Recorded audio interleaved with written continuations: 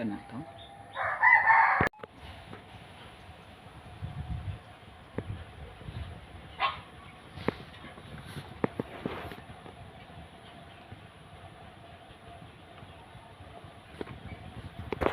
về nhà bếp á mà về nhà bếp á mà về nhà bếp mà bị đau lên nha bếp mà em đi má em chết ơi ơi ơi ơi ơi ơi ơi ơi ơi ơi ơi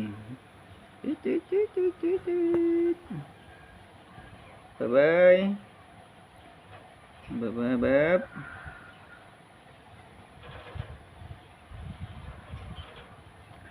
đau lên nha bếp mà đau lên nha bếp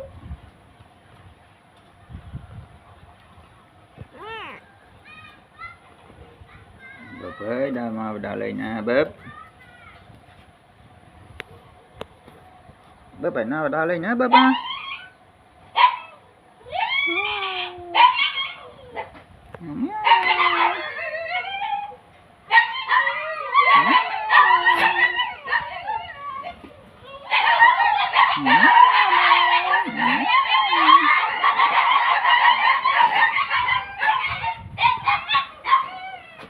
mày sao mấy cái đo thì nó bếp á ủa một cái đo thùng màu ơi một cái đo thùng màu ơi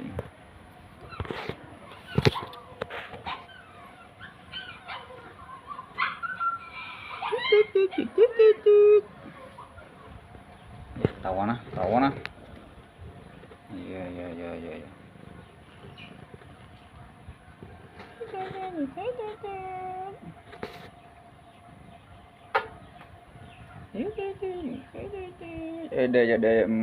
để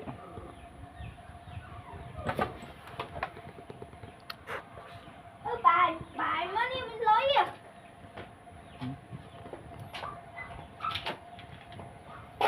bà hay với bà nấu mới mà sao mới dành cho bếp đó nhá xong mới dành máu bye bye bye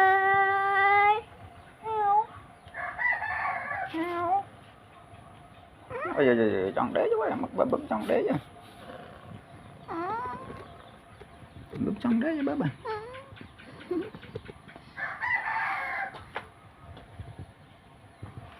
bấm chọn đế nó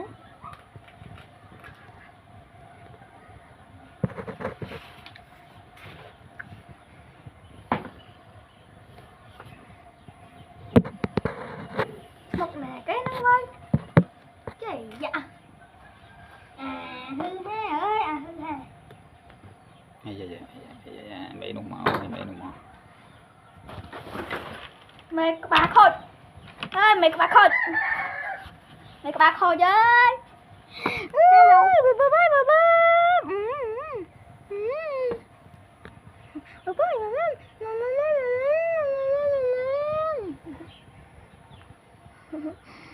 con mực đây nó toàn đây không bạn mơ mình đỉnh mơ mình thật mơ mình mình thấu má nghĩa bằng camera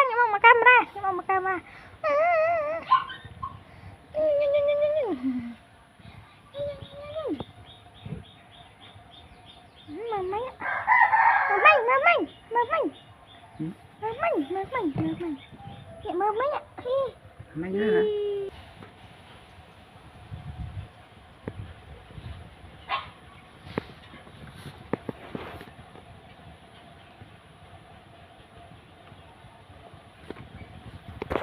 về nhà bếp á mà về nhà bếp á mà về nhà bếp mà bị đau lên nha bếp mà em đi má em chết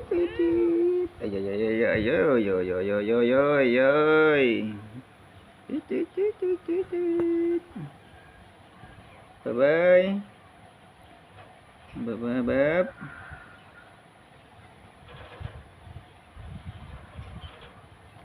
bếp đau lên nha bếp mà đau lên nha bếp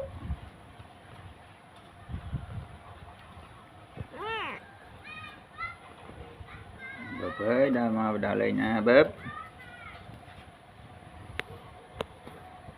phải nào đau lên nhá bếp á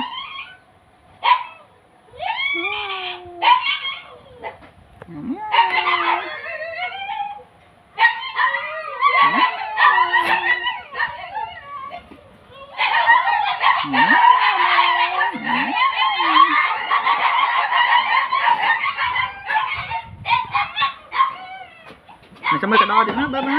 Ủa một cái đo thùng màu ơi, một cái đo thùng màu ơi.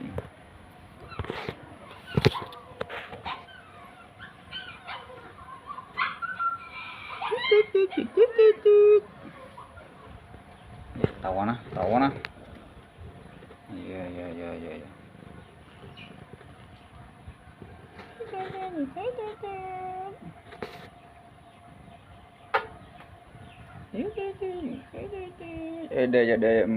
Để.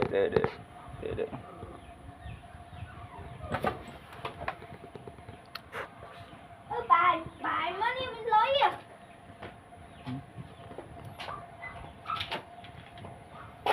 Bà hay với bà nấu.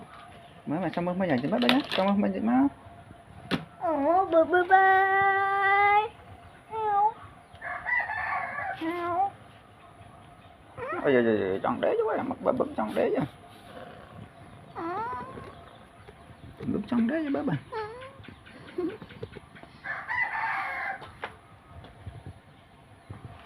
Bấm tròn đế nó.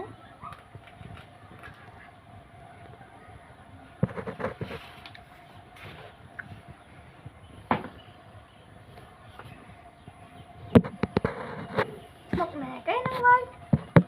Trời dạ. Hư ha ơi, hư ha. Dạ, mẹ nụ mò. Mày các bà khôi. Ơi, mày các bà khôi. Mày các bà khôi ơi.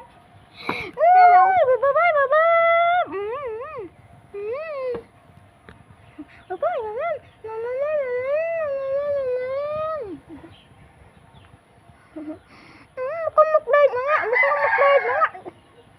Toàn đây không bạn. Mơ mình đỉnh mà, mơ mình thật. Mơ mình, mình thấu má. Đi bằng camera.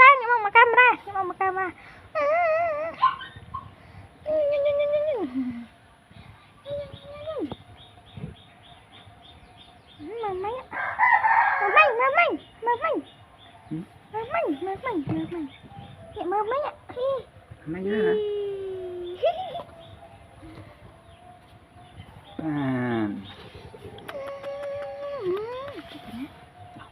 Bấm kia nè, thôi.